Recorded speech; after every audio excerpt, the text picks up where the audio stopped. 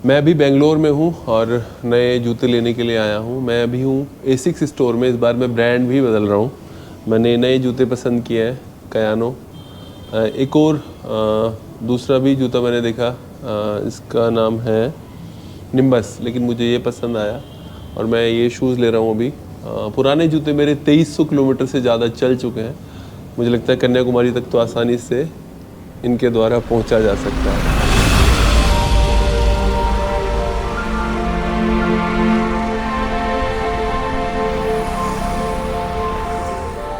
लो जी, फिर से आ गए हम। नमस्कार, मेरा नाम गौरव त्यागी है और ये भारत अंशुद्धि पद यात्रा का 142वां दिन है। मैं अभी हूँ होसकोटे में, जहाँ मैंने कल यात्रा को विराम दिया था। अब मैं यहाँ से यात्रा को आगे शुरू कर रहा हूँ, यहाँ से आगे कन्याकुमारी की ओर। कल तबीयत खराब थी, लेकिन ये भी उम्मीद थी कि जल्दी से ठीक भी हो जाऊँगा, और वैसा हुआ भी। और आज की हम पदयात्रा शुरू कर रहे हैं कन्याकुमारी की ओर। ये आप लोगों का प्यार ही है कि मैं हर दिन आगे बढ़ रहा हूँ और लोगों से बात कर पा रहा हूँ, लोगों से मिल पा रहा हूँ।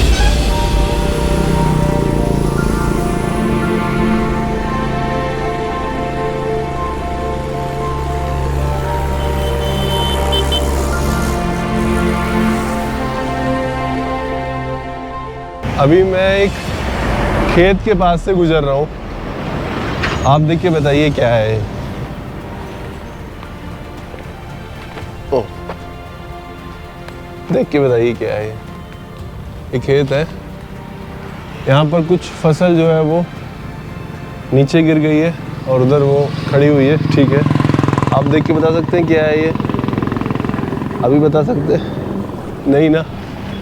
तो अब बहुत हेल्थ कॉन्शियस लोग हैं, मैं जानता हूँ। ये है फिंगर मिलेट, रागी कह लो या मड़ुआ कहते हैं इसको बिहार में। तो ये वो है मड़ुआ, रागी, फिंगर मिलेट। और इसकी खेतियाँ कर्नाटक में, तमिलनाडु में काफ़ी होती है। जैसे हमारे यहाँ उत्तर भारत में गेहूँ की फसल होती है, उतना ही टाइम है लगभग इसका।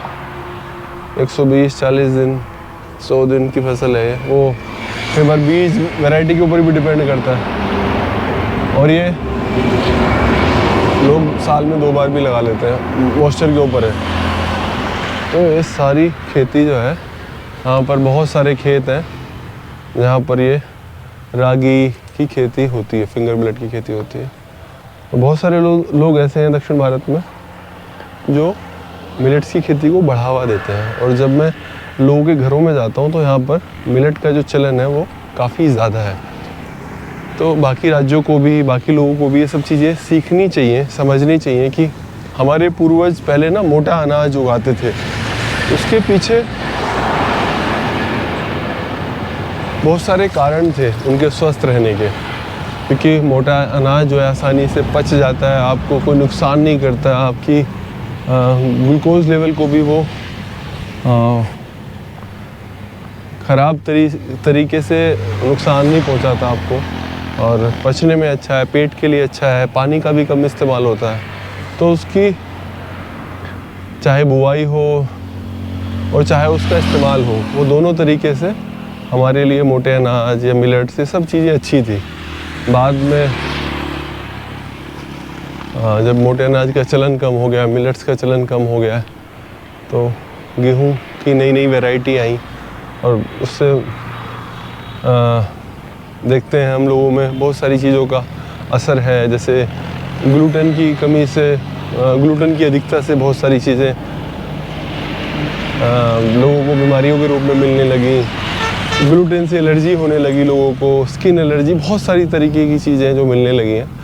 जब हमारे पूर्वजन सब मोटे अनाज को उगाते थे तो अधिक स्वस्थ रहते थे। अम्मा बताती हैं कि, और ये हमारे घर में नहीं, सबके घरों में ऐसा होता था कि जो बाजरा है, ये जो मोटे अनाज है, चना है, उन सारी चीज़ों का सेवन खुद किया जाता था। और कभी कभी मेहमान को स्वाद के रूप में गेहूँ खिला दिए जाते थे, गेहूँ की रोटी खिला दी जाती थी, मतलब कहने का ये है। लेकिन अभी दक्षिण भारत में जो है मिलेट का चलन जो है जोरी पर है, और यहाँ पर लोग खाते हैं मिलेट अच्छे से। और न केवल घरों में, बाहर रेस्टोरेंट वगैरह में भी यहाँ पर लोग मिलेट्स खाते हैं। एक चीज़ और मैंने अच्छी देखी यहाँ पर, चावल जो इस्तेमाल करते हैं ना, अधिकतर अपनी वैरायटी इस्तेमाल करते हैं।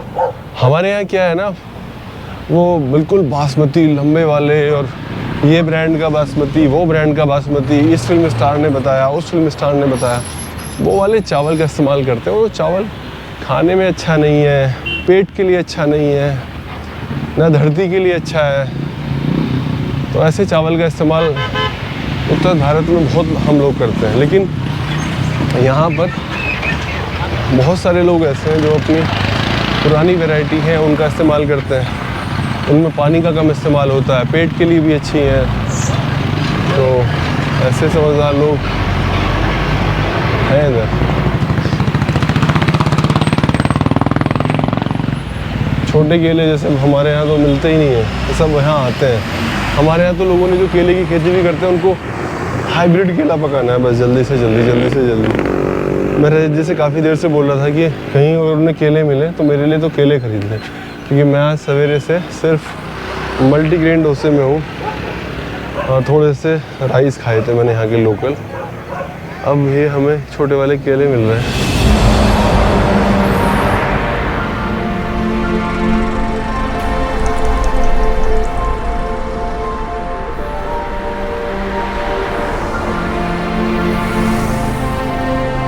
मैं ना यहाँ पर ईंट भट्टे देख रहा हूँ कर्नाटक में, तो वो थोड़े से फ़र्क है हमारे यहाँ के ईंट भट्टों से।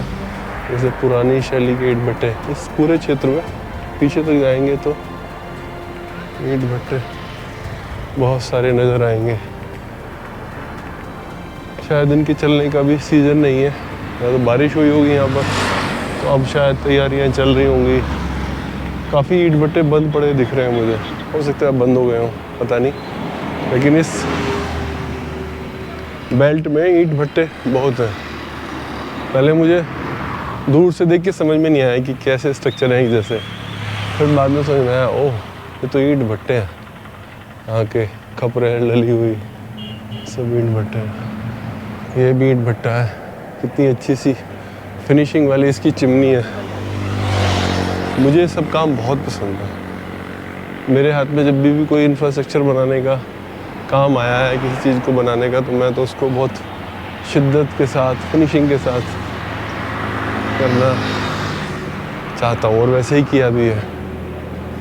एक बात और है, यहाँ पर जो पत्थर है ना, ग्रेनाइट बहुत होता है आंध्रा में, कर्नाटक में, और यहाँ पर आसानी से उपलब्ध भी है। तो इसी की यहाँ पर ये दीवारें भी बनाई हुई हैं। ये पूरा पत्थर खड़ा करके पूरा ऐसे दीवार बना दी जाती है। और ये बड़ा सा ईंट भट्टा है। मुझे तो इसकी ये जो चिमनी है बहुत ही अच्छी लग रही है। ऐसा लग रहा है जैसे एकदम एंटीक पीस हो। वाह। और ये चलने की स्थिति में है। ये देख सकते हैं यहाँ पर ये जो वॉल है इतने मोटे पत्थर की है, काफ़ी मजबूत पत्थर है, उसी की वॉल है। और अंदर ये ऐसे खपरेल हैं दोनों तरफ और बीच में ईंट भट्टा। हमारा गांव में पुराना घर है, हवेली बहुत पुरानी है, वो शायद 150 साल पुरानी होगी। उसमें बहुत सफाई से काम हुआ है। अम्मा बताती हैं कि एक एक दिन में एक एक मिस्त्री सिर्फ 5 ईंट लगा पाता था, क्योंकि फिनिशिंग का काम बहुत था उसमें, बहुत ज़्यादा फिनिशिंग का काम था उसमें। तो वैसे उसको बनाया गया था।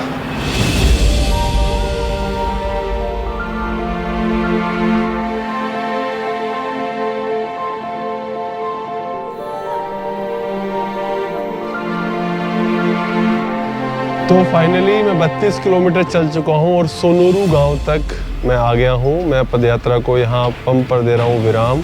कल यहीं से मैं यात्रा को आरंभ करूँगा। और सबसे अच्छी बात यह है कि मैं जिसके लिए थोड़ा रात में पैदल चलने की कोशिश कर रहा था, मैं सोच रहा था कि ये कन्याकुमारी की जो दूरी है ये 5 की सीरीज़ में आ जाए, यानी कम से कम 599 किलोमीटर रह जाए। तो उतना हो पाया है और अब बस थकान है। कल नई सुबह के साथ, नए हौसले के साथ, नई ऊर्जा के साथ आगे बढ़ेंगे। अब अपना ख्याल रखिए, खुश रहिए। नमस्कार, शुभ रात्रि, गुड नाइट।